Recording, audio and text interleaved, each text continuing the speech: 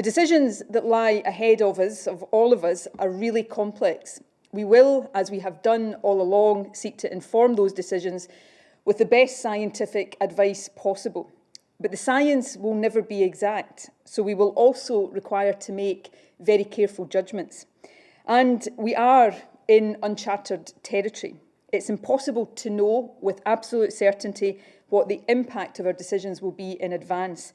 That means we must also be prepared to adapt and change course as we go. We want to ease restrictions, of course we do, but we cannot absolutely rule out having to reapply some of them in future should we have evidence that the virus is again running out of control.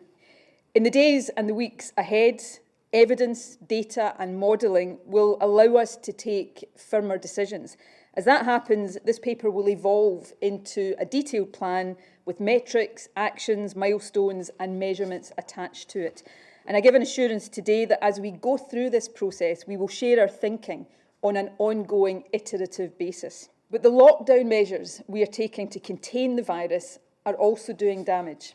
They're doing harm to the economy and to living standards, to children's education, to other aspects of our physical health and to mental health and well-being. And the toll of all of that may also, in time, be measured in poorer health outcomes and lives lost. So we must try to find a better balance than the one we have right now. But my second point is that as we do so, we cannot and we must not take our eye off the need to suppress the virus and minimise the damage that it does.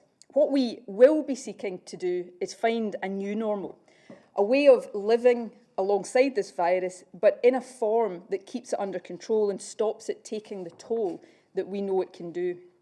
Social distancing and limiting our contacts with others will be a fact of life for a long time to come, certainly until treatments and ultimately a vaccine offer different solutions.